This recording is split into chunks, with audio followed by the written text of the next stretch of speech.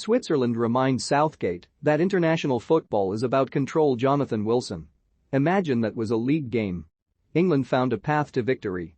They were better after half-time. They had the strength of character to come from behind.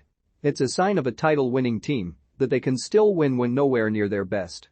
A lot of the squad players had a run out.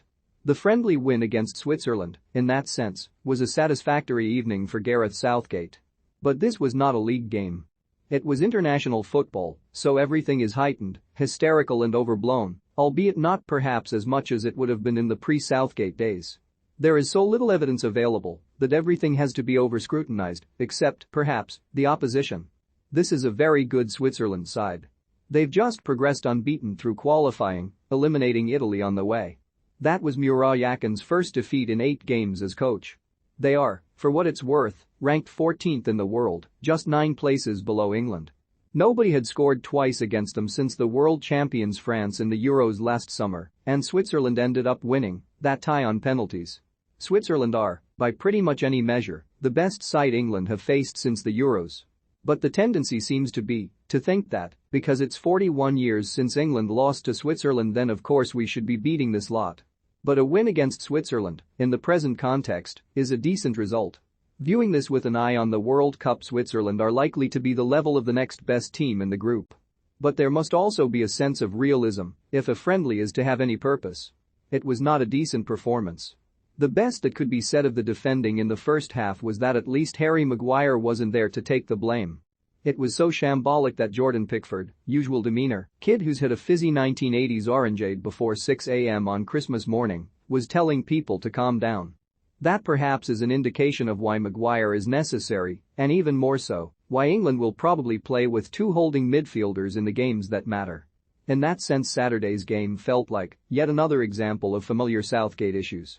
There is the demand to attack, not to squander this unprecedented generation of creative talent, to unleash Jack Grealish.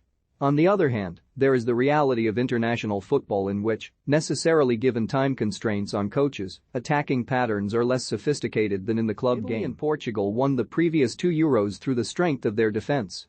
France won the 2018 World Cup playing cautiously, relying on their attacking power when things went wrong.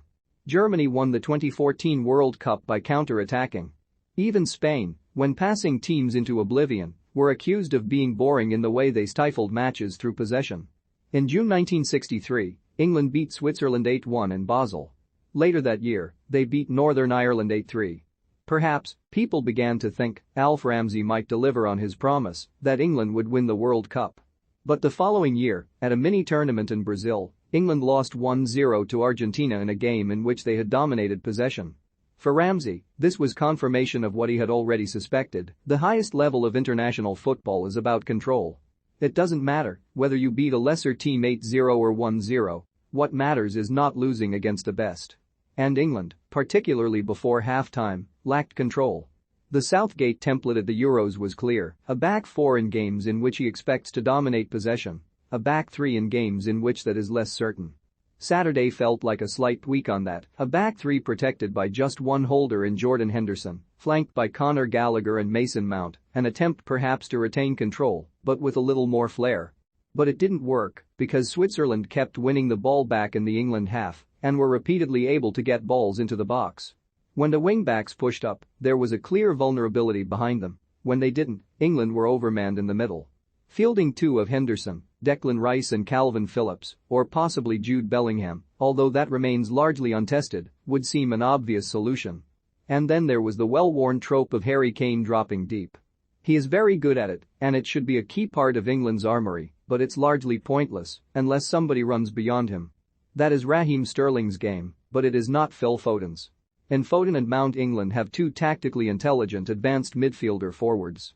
The thought of them playing together, creating angles, generating space, is mouth-watering, but it didn't work against Hungary last year, and it didn't work on Saturday. In this structure, perhaps it is simply one or the other, with Kane and a runner. For all the talk of sophistication, the England goals came in the most traditional ways imaginable: squeezing up to regain possession after a high ball in behind the full-back, then a penalty following a corner. Jack Charlton could have scripted them. And there is a lesson also in that. If you have control, there are plenty of ways to score. But if you don't have control, there are plenty of ways to concede. And that's why control, in international football, is paramount.